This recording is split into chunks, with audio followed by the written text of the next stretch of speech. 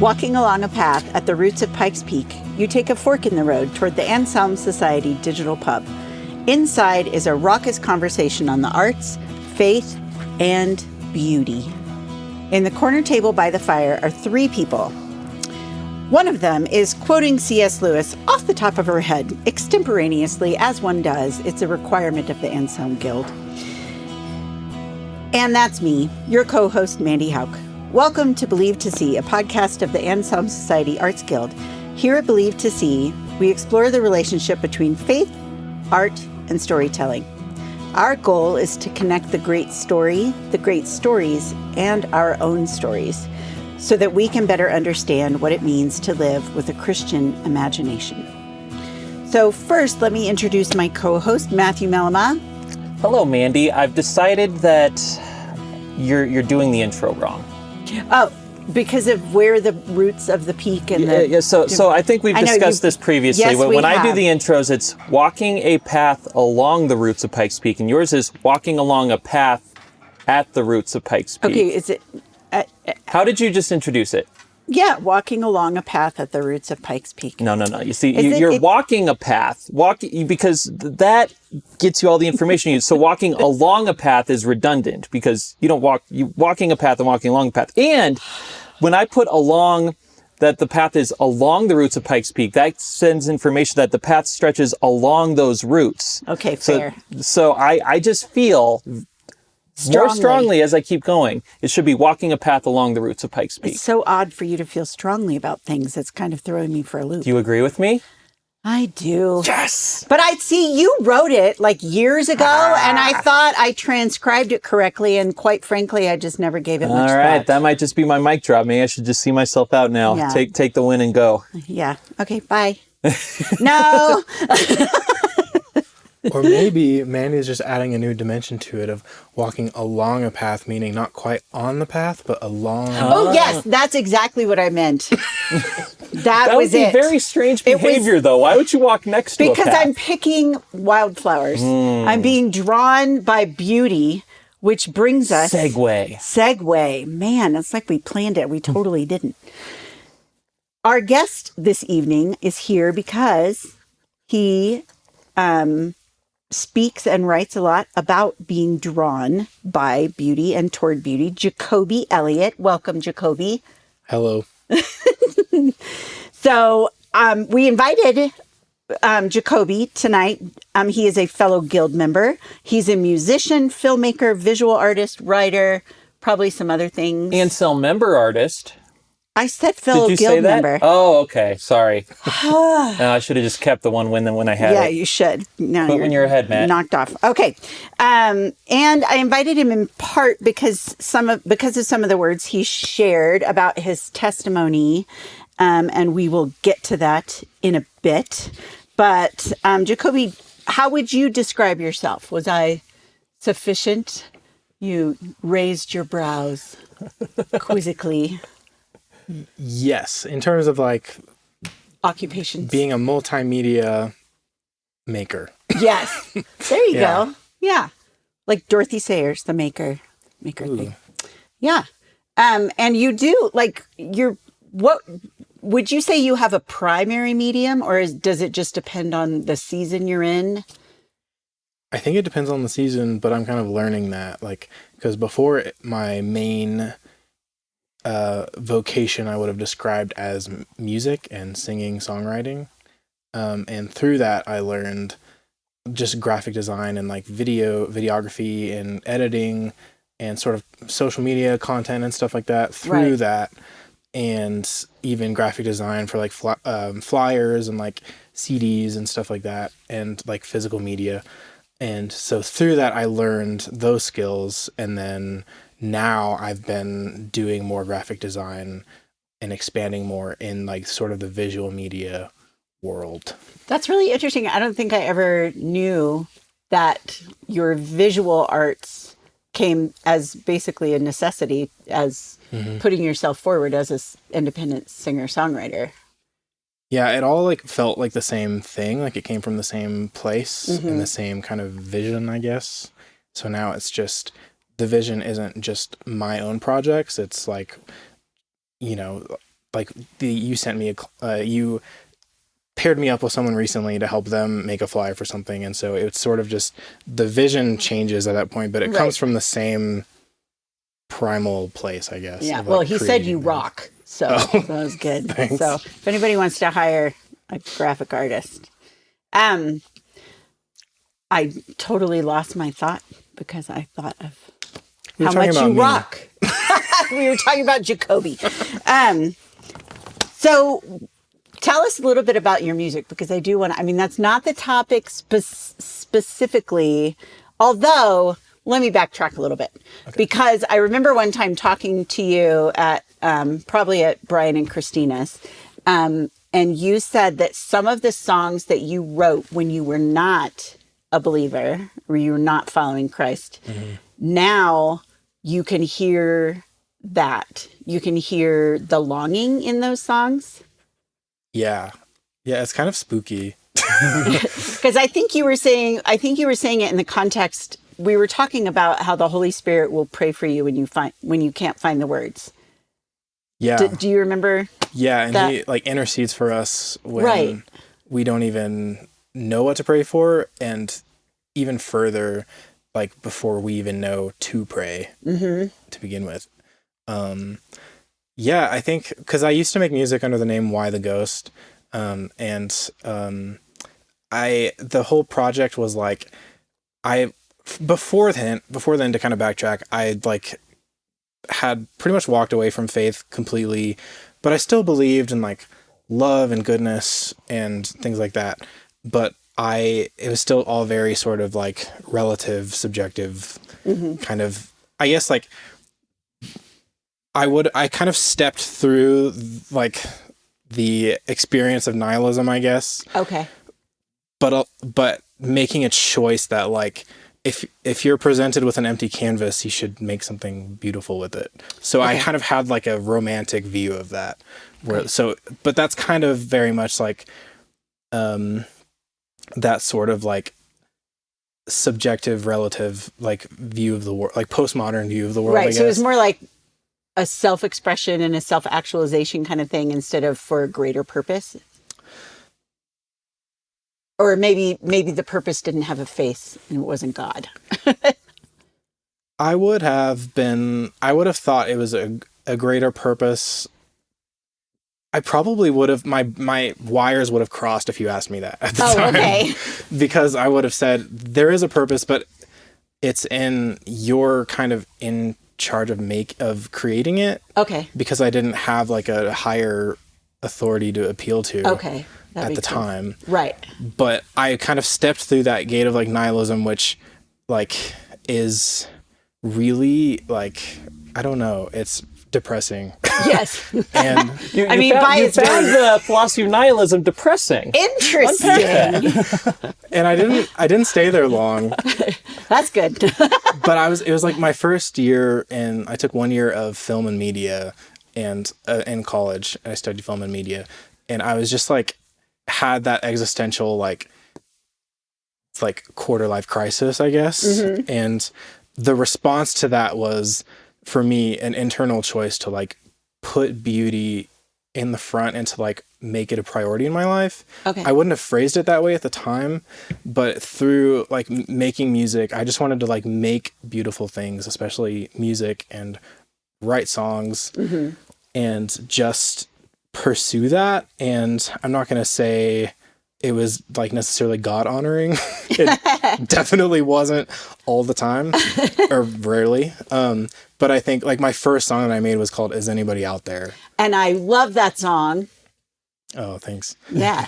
And but that's so interesting, because it really is, God wired you to love beauty even when you weren't recognizing him as the source of the beauty or the source of your love for beauty. Right. And he, especially with that song, Is Anybody Out There? I mean, the answer is yes. But you were singing it not really looking for an answer necessarily, or did I overstate? I mean, if that was in your nihilistic phase, then definitely you didn't think there was going to be an answer. Well, I was against nihilism, but I was using art as like a rebellion against nihilism. Oh, okay. Like, if there's a blank canvas here, like it's on you to like make something beautiful is how I would have described it. Oh, okay. And so I was very like, that was my purpose. Oh, okay. And so I like made it my purpose to like put these things into the world. I think Isn't Everybody Out There was like sort of sending it like a bottle into the ocean. Okay. But I was more looking for like my purpose and my community and my place, like belonging, like creatively and just in terms of like meaning of life. And and so I was kind of sending that out, but in my head, I would not have intended for like, if I didn't think God existed first, so it wouldn't have occurred to me that he would be listening to that. Not that like it's a workspace thing where like me doing that is the reason, but when really responding. He put the question in you, right? Because he was calling you to seek him, but you had no idea. Yeah, at the time. That's why I say it's like spooky. He like haunted me.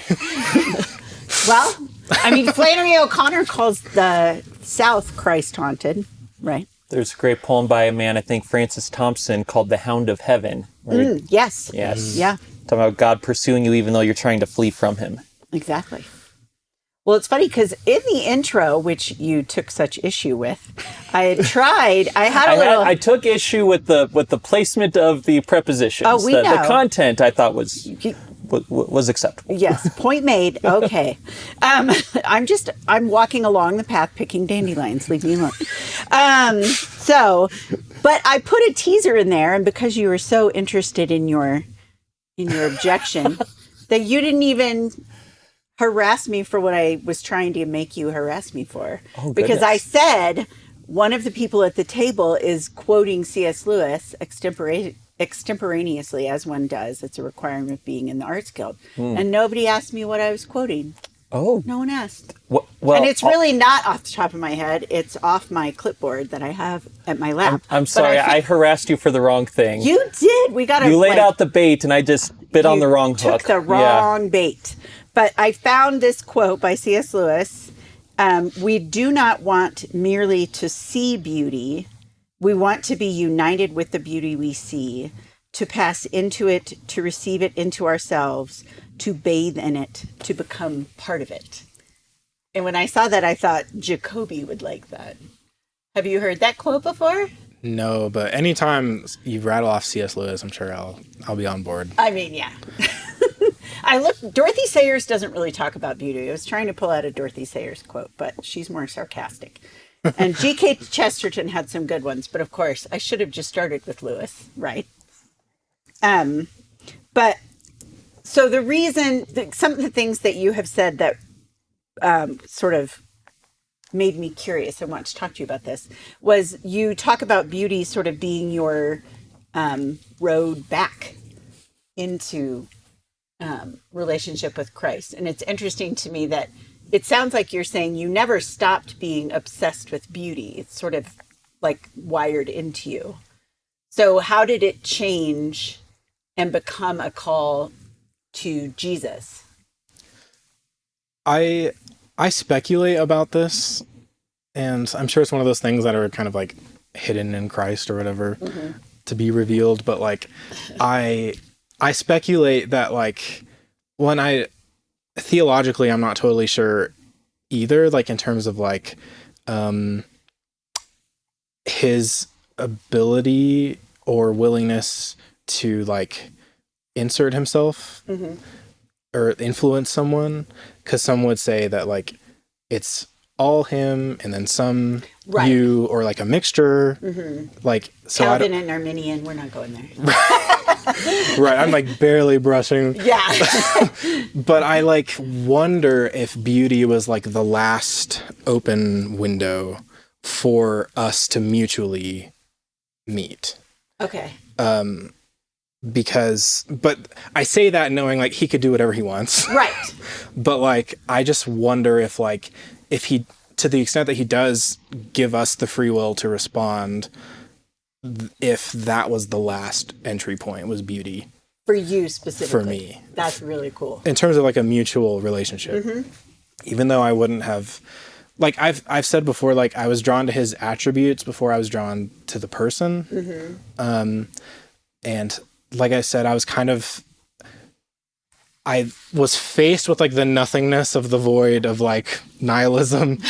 And I said no. I said, no, there is meaning, even though I thought it was like on me.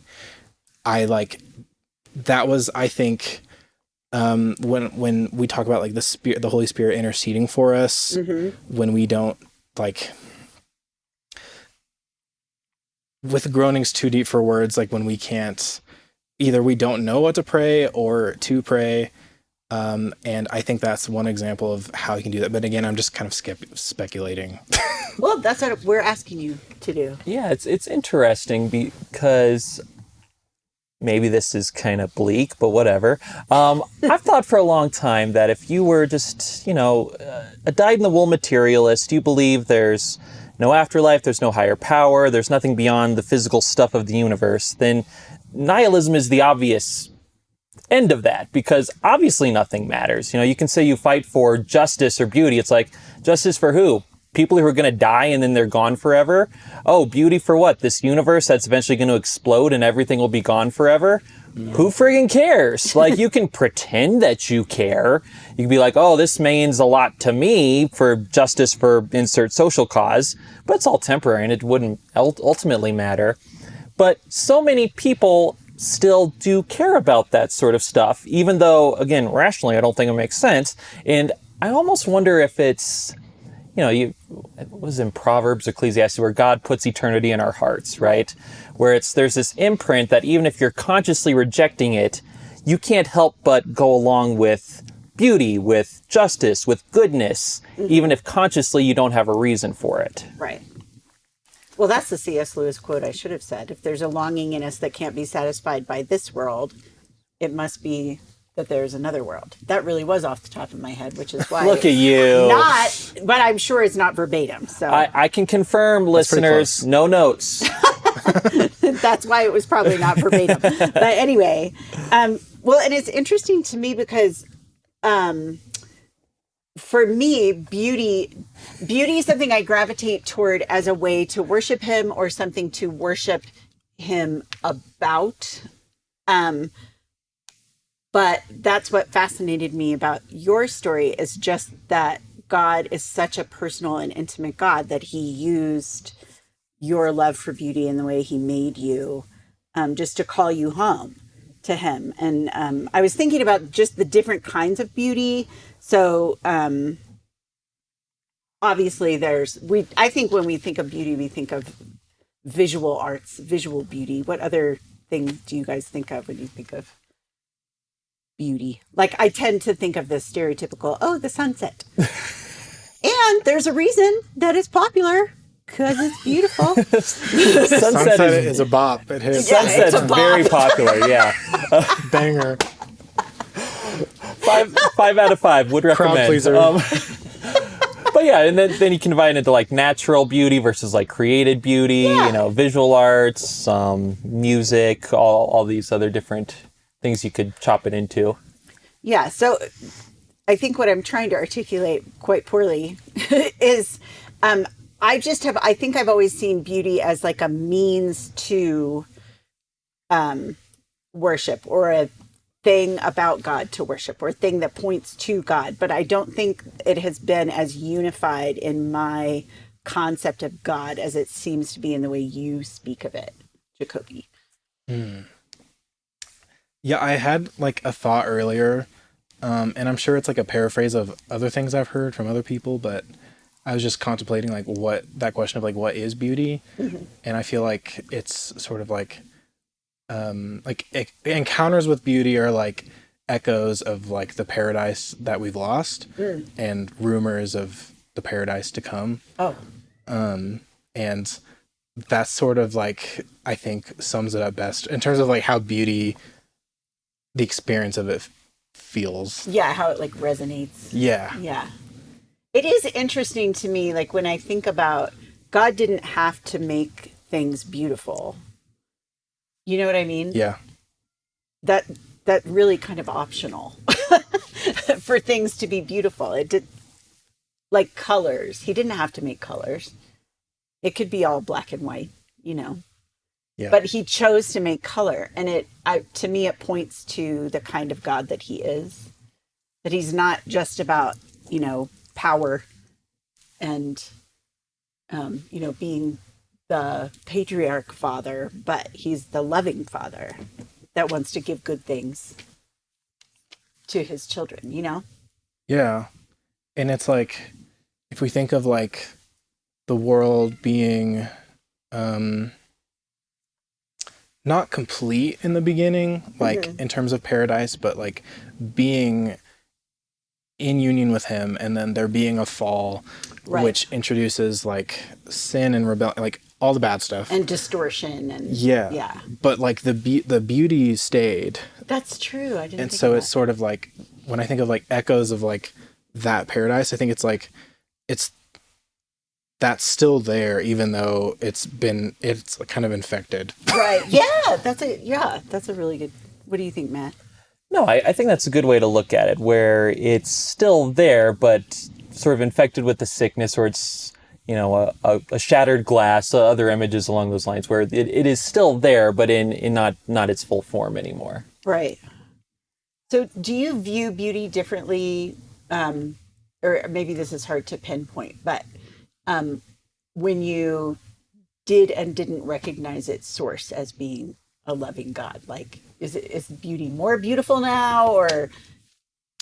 Definitely. I wouldn't have said beauty like in, maybe 8 years ago, I wouldn't have said that. Or even probably a few years ago is when I would have started talking about it that way. Okay. I would have described it as like creation, art, and life are like, I would have described it that way. Okay.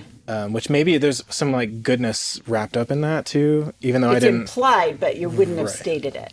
Exactly. Or even been conscious that that's what you were talking about. Yeah. I don't think, because like coming back into faith, I was like I became more interested in goodness, like, because beauty obviously came first. Mm-hmm. It's like the least confrontational. Right. And then. Right. But then goodness, I cared about like love. And I'm sure like, the political tension in the world and all of that really made me like, I had a reaction against that of like, no, like it matters how we treat people. It matters like how, like goodness matters, but I didn't know where that was coming from. Okay. And so, but I became more interested in spirituality because of that.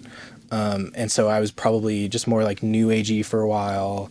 And then I became like, I was more interested. I kind of came in through interest in like the Catholic side. Okay.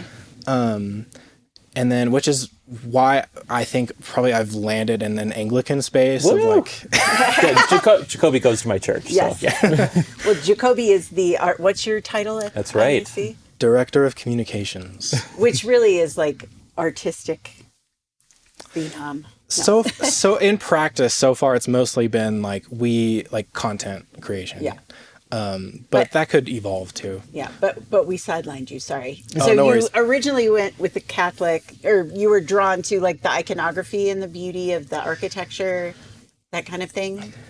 Yeah, like I was really like especially in cinema and like movies and like seeing like sacred art like was really attractive to me.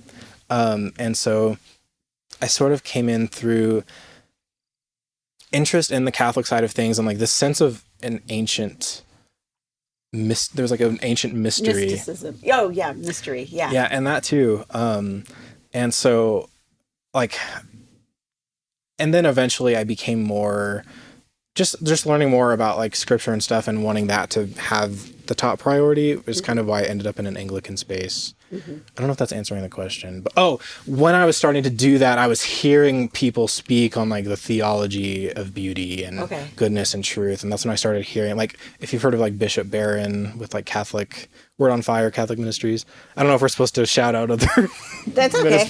but like if we're supposed to like specific promotion. We're free to promote other podcasts, don't worry. Okay. But he like I heard that's where I first started hearing more of like theology about like beauty, goodness, and truth and all of that. And then eventually, I think I actually heard about Anselm like way before I knew anyone. Okay. Just from like looking up like art and faith and like what that means. Oh, good. You guys would pop up all the time. And so that's sort of when I started hearing more of that language of beauty, where before I would have said like life, creation, art, that kind of thing. Right. That's really interesting. So like, I always think of the verse in Romans 2, kindness. It's his kindness that leads us to repentance. And I was thinking of that side by side with what, and I'm oversimplifying what you say by just saying it seems that beauty led you to repentance. And so then I started thinking, are kindness and beauty, how are they related? Are they, I mean, that sort of kind of goes back to what I was saying about God didn't have to make things beautiful. Yeah, and I think that's one of the things that helps to sort of see prior conceptions of all this. You know, if you look at like the scholastics or some of the fathers of the church, or even go into like classical antiquity, where there's truth in beauty and goodness they're one thing, right? You know, it's not about truth without beauty, without goodness. Like they're all a unified whole. So it wouldn't make much sense to just study one in isolation from the other. Yeah, I think like chronologically, like I was interested in beauty, which led me to an interest in goodness, and then an interest in goodness and truth and kindness. Encountering kindness in that led me to repentance. Oh, okay. But I would say that's more like precise than that beauty led me to repentance, because beauty led me to like all kinds of blasphemy too, like just in terms of like making art that was like not necessarily caring about truth or right. I was going to ask you about that too. Like, how does that differ, do you guys think? Because people can love beauty and hate God or not believe in him. Right. So where's the, like, how do we make sure? Well, I mean, I was thinking probably the golden calf was beautiful, you know? Yeah.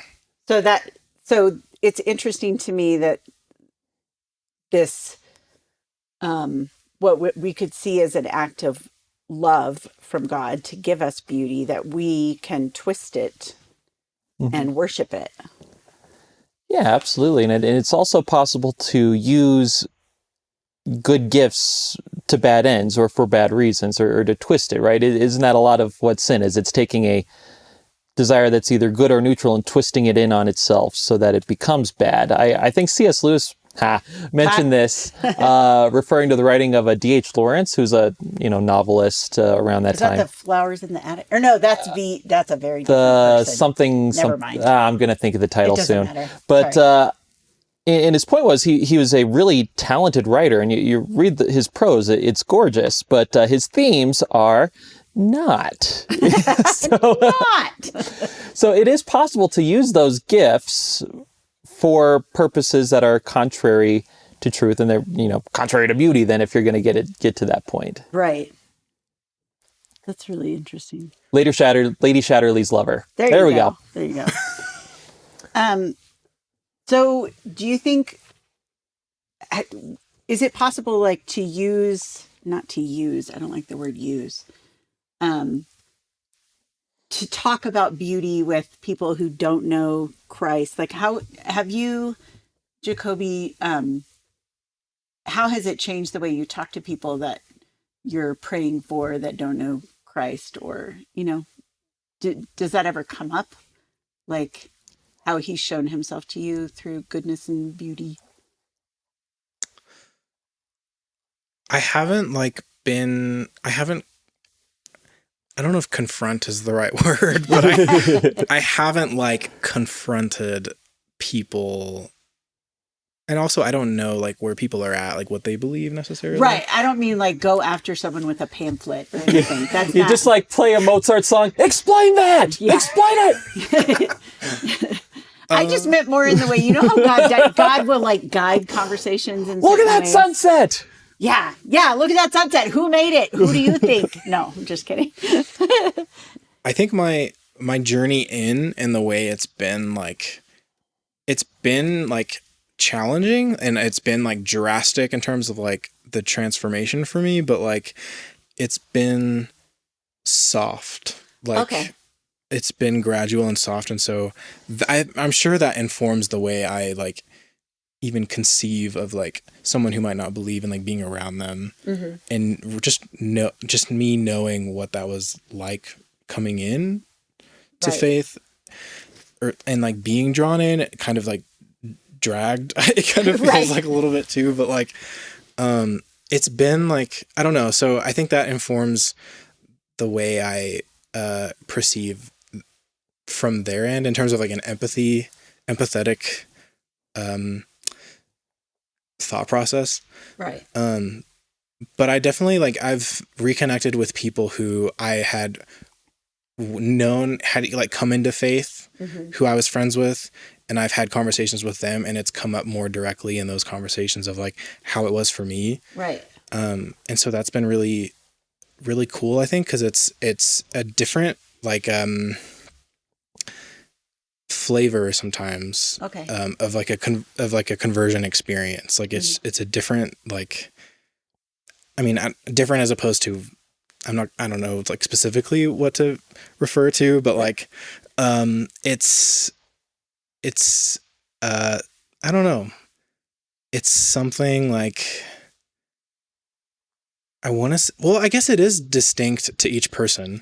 So I can say distinct. I just don't want to say like other people can still have the same. It's not like it's distinct to me, but like it is like a kind of singular way in, I guess. Well, I mean, I do definitely think God, obviously, he created us as individuals, and he treats us and draws us in different ways that are specific to who we are. And I mean, that's true individually or culturally. Like, for example, there's a Christian Chinese author, Shusaku Endo. He wrote Silence, which a lot of people know because of the movie. But he also wrote a book called The Life of Jesus. And his argument he talked about missionaries going to Japan, and they're like Western missionaries, and they always want to talk about the Father, and the Father's relationship. And Shusaku Endo was saying the Japanese culture, the father is very hard. And so he really encouraged other missionaries. And that's why he wrote this book, The Life of Jesus. And this is obviously, I went a little far afield, but in a cultural sense, he said, like, you need to understand the cultural way that Japanese people are wired. Don't go at them with the father, because they won't automatically, it will be a really hard hurdle to get them to see father equals loving, just because of the way, what that word means in that culture and what that role means. And so he said for Japanese people, bring them Jesus first, lead with Jesus. So all that to say, I think each of us culturally, or, on the macro and the micro, there's no one way for them to understand, because God knows who each of us, what, I don't want to say what will work for each of us. What, I don't know, what wardrobe, all of our wardrobes into Narnia are designed differently. Yeah, and different people have different. I think you used this term earlier, Jacoby. Different open windows, right? For some people, they're more the logical, philosophical. So it's like, oh, you might want to read some Alvin Flanagan, the ontological argument, or something, right? Mm-hmm. Other people might be more like you, Jacoby, and like beauty was the window that you had open. Others, it might be something for justice or goodness or something like that. Mm-hmm. There's lots of different avenues there, right? Yeah. There's no one size fits all for God to draw people to himself. Right. And even beauty itself, there's different kind of incarnations of beauty. So what are you drawn most? Well, I don't know. I keep trying to pigeonhole you. So because you're the musician, I don't know, how did the music, you said you feel like the visual and the music all went together. Is it all of a piece? Do you distinguish? It definitely did. Like, and historically, it's come together mostly. Like, but lately it's been kind of disjointed. Because I have like music that I'm working on, but then I have like just far out like narratives in my mind of like story. Yeah, you said you've been starting to write, not just songs, but prose. Yeah, Stories. and like just mapping out like a Russian nesting doll of like a story. Oh yeah, oh that's cool. But that's kind of where I definitely wanted to have more of an overarching story back then, but there was no like solid foundation to like tell, like to even know what I believed in. Like, Right, because everything was coming from just inside you and you weren't reaching beyond yourself, kind of. Well, I definitely cared about community and people, Right. but like it was very emotion based. So it was just like constant reinvention all the time. Right. But like each song like definitely had, back then it had like a visual component too. Like it was like basically like, I don't know, it was more holistic then, where now it feels more like these disparate things that like, do these fit together or not? I don't know. So hopefully you're just pushing ahead and you'll let it fall together when it falls together. Yeah. And I feel like, and it feels kind of like ridiculous too, because it's like I have like music, like finished music that I'm just like sitting on, because first of all, I'm like learning about like what truth is still, which I'm sure I'll be doing for the rest of my life. But like I'm trying to like, I'm still pretty recent. So like I'm still just kind of nervous about like blasphemy still and things like that. We'll just pray over your song lyrics. Don't let any of this be blasphemous. So yeah, I think for some reason I feel like I'm about to have some time off soon, and I think in those 2 weeks I'm just going to like map out whatever my brain's trying to like put together. Okay. In terms of the story, just not worrying about the music. Right. And then trust that like that will give me clarity on if these are separate things or how they fit together if they do. Oh, Sorry, I know that's probably not interesting because it's such a like, you guys can't like perceive what I'm talking about. No, it isn't. No, and what I'm hearing is that the reason you create has really changed and you sound a lot more careful. Is that a good word? Like, because before you were talking about there was a blank canvas and I had to put stuff on the canvas. And that's not to say you didn't care about the quality of it, but how does the creative, did you not? It was relative. I didn't want anyone telling me like what the standard was. Where now I'm a lot more like respectful of standards. Sorry. No. And so now it seems like you're holding it with like kind of reverence. Reverence is a good word. And there is caution too. And like a healthy, like reverent fear of God, I guess. Yeah, that's good. But, yeah, I think that's a good way of thinking about it. And just thoughtfulness. And also it hasn't been that long. Like, my last song I released in 2022, like it hasn't been that long, but it feels like forever. Right. But so was there like it sounds like this was very gradual for you, this draw into accepting that Jesus is who he is. It's very inconvenient. Is it what? Christianity is very inconvenient. It is so inconvenient. Yes. So, but was there like I don't know, like doesn't C.S. Lewis has like the long pursuit, but then sort of the moment, right? Yeah, I've had conversations with Ken about that because for a while, Pastor Ken at IEC, right? I was like, I don't know if I've had like that one moment. It felt like just a gradual experience, and also like several moments, right? But since then, I've had like visceral like encounters, like especially at confirmation. Mm-hmm. I went through Anglican confirmation, and I like I was very devoted to it and like showed up every week and like asked all these crazy questions that are so like specific like through the confirmation process.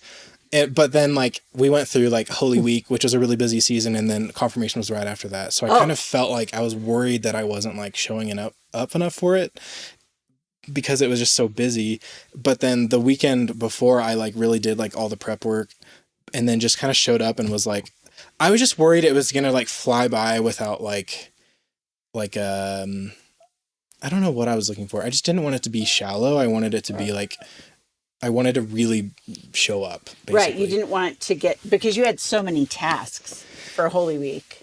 Yeah. And I just really wanted to like meet him and show up, whatever that looked like. And then basically the experience of that confirmation was like, it didn't matter. It didn't matter what I did at all. He just like rushed in, and it was like this, I don't know. It's hard to explain right now, but I was just like, I don't know. It was very like, yeah. Well, because I kind of went through like this roller coaster of like an understanding of like kind of just being devastated by like things that I've witnessed and been through, and recent things that have happened and loss and stuff, and just I didn't really understand. Like I kind of just felt how devastated I was, and so, but I went through that, and then like he showed up in that, and I was just like weeping, and it was like so. It's sort of like, I don't know. I think of like when we talk about how like the wounds, like he still has like the crucifixion wounds, right, even in his glorified body, and his glory just shines through it.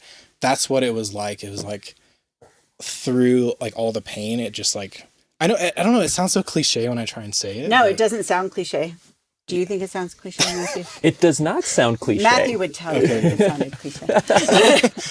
Well, because this past year you have shared that your mom passed away sort of a little suddenly. It wasn't out of nowhere, but it wasn't, we didn't expect it. Right. Then. And so where were you in your journey? Were you already, would you say already walking with, there's talk about cliches, man.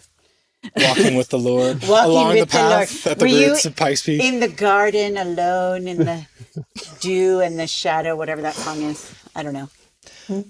I had already been exploring Christianity, and like I wanted to find a church, and I had visited a couple nearby, but I hadn't really found a place. And we still, like, kind of like I said, like her death wasn't out of nowhere, but so like I wasn't sure if I was gonna have to move out there. Right. So I was like hesitant to like plant roots anywhere here. And so I was definitely like seeking Jesus at that point. Right. Before she passed. Yeah. Yeah. So she passed right before Easter 2023, right? Mm-hmm. And so then that must have factored in a lot to this Easter experience and the wounds, because you were having the anniversary of your mom's. And I know when my dad died, it's almost 25 years now. And every anniversaries are things, man. So that's interesting to me that for you that came together like at Easter. That's true. And I kind of, even before we started recording, I was like, I don't want to be a downer. Like, so how deep do we want to go with this? But I think the image of her like in the hospital was a very shocking image, and a very like violent, like just in terms of like, I was being shown like what we're up against. Oh, wow. Like in the, like how, like to really like look into death, like is like, I had never lost anyone close to me. Like I've only lost, like, I mean, I've lost family members that I hadn't known very well, right? Really, but I'd never lost even a friend. Even a friend you hadn't? Oh, no, that's rough that was your first loss. Yeah, and I'm thankful that I already was like Jesus was already like there. Right. Like I knew it basically, but like just to look, to see that image like showed me what we were up against. And I wouldn't say like the anniversary didn't like, I don't know. It wasn't that neat in terms of like the anniversary brought up stuff. I've had seasons of like difficulty in other random times for whatever reason. Where things just slow down, and it's like, oh, and then it just all kind of comes up to the surface or whatever. Yeah. But it did enhance my understanding of like what happened on the cross and the resurrection and what that means. And so going through because I actually wasn't at IAC until like the summer, like May of that year. I think I went to like an Episcopal church for their Easter thing. But this year I went through the whole Holy Week experience of like the storytelling of that, and just I think my experience of witnessing that in light of with faith, to help me, and this year just seeing that story like helps me understand what the gospel means, because I don't know, when you actually lose someone and witness death like that, that's when it really like you get it. The resurrection, like the power of it and the wonder of it and the crucifixion. And death in general. I mean, not that like someone who hasn't lost someone couldn't understand the gospel. No, I hear you. Yeah. But it like that's how it impacted me this year. Wow. Well, thank you for sharing that. I didn't mean to take you down a hard road, but it went okay. It wasn't too much of a downer. It wasn't too much of a downer. Matt, do you have? To that point, because I was thinking,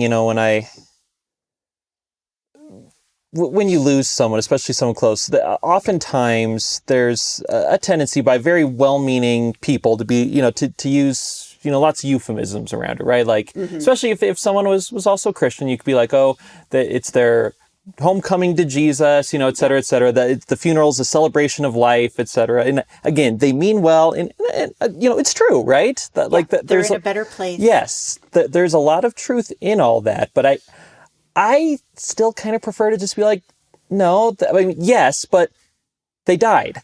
We're going to go to a funeral. Right. This is sad. I'm going to wear black because, yes, death has been defeated in the long run, but right here, right now, like you said, Jacoby, we want to we don't want to forget about, the Good Friday, the crucifixion. Like, death is still here, and death is still kind of a monster, right? Yeah. I like the way you put it, what we're up against. Yeah, we can keep both things in our head at the same time. It has ultimately been defeated, but it's still here, and we still have to deal with it. Well, and if we don't really look at what we're up against, as you said, and the ugliness and darkness of death, then the contrast isn't there. The contrast of the resurrection and the hope and the beauty. There's no, if you kind of rush past the graveyard or whatever, then you're not really seeing the significance of the upheaval of the conquering of it.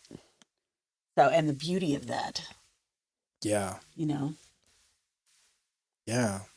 And just kind of bringing back like the way like glory is like shining through his wounds that are still there. Right. That's sort of, I think maybe should inform how we think of beauty instead of just, because I kind of mentioned like being the echoes of paradise and the rumors of paradise. Right. But that doesn't mean like, but the brokenness in it too is like part of the beauty of like the story that's being told that we're part of. Yeah. And the Cherokee blankets, I know it totally sounds like you guys are like, whoa. I was like, whoa, that's a transition. Now, there's traditionally on the Antiques Roadshow, I learned this. You learn things on Antiques Roadshow. The way to authenticate a Cherokee blanket, they always weave in an error on purpose. Kind of like wabi sabi too. Yes, I was trying to remember the name of that's the Japanese where they melt gold into the cracks, right? Yeah, I just know like imperfection is like welcome. Right. But that was how the Antiques Roadshow guy was able to inform the guy who brought the blanket that was just hanging on the back of his parents' couch for years, that it was an authentic Cherokee blanket, and it was worth like $5,000 or something. So he said that if there's no error, then they know it's not Cherokee. Huh. And so just that appreciation for brokenness, and that's... For me, I tend to like, even with music, I like voices that aren't like super perfect, except, Josh Groban. Okay, we love Josh Groban. His voice is perfect. Anyway, but there are other people. Be quiet, Matt. I said nothing. I was even laughing quietly. You were laughing quietly. But I tend to like Patty Griffin, the voices that have an imperfection to them, because to me, there's more of it's like a fingerprint or and you hear the, I don't know, the personality and the emotion in it. If there's, if you're not striving, you can strive for beauty without striving for perfection. Boy, I need to hear myself do that, because I need to hear myself say that, because I just deleted a bunch of stuff I wrote. You should write that down and have a picture of you scowling down at yourself. Oh, that'll be inspiring. Have you seen those stickers of like Jesus where it's like, I saw that. Yes. Yes. When he's leaning in the side, it's the meme. But like you can like have that with you, like but me be like, leaning in. Just say like wabi sabi or something. Yeah. Oh my gosh. Well, imperfection is beautiful. We just decided that. Segue. So, as you can tell, things are winding down here at the Anselm Society Digital Pub. Did I do that right, Mandy? You did. Okay, good. The fire is down to embers, the customers are trundling home, and you've polished off your final glass. Once again, Believe to See is a podcast of the Anselm Society Arts Guild. If you have a minute, we would love for you to rate and review the show on Spotify, iTunes, or wherever you get your podcast. Thank you so much for listening. We will catch you next time.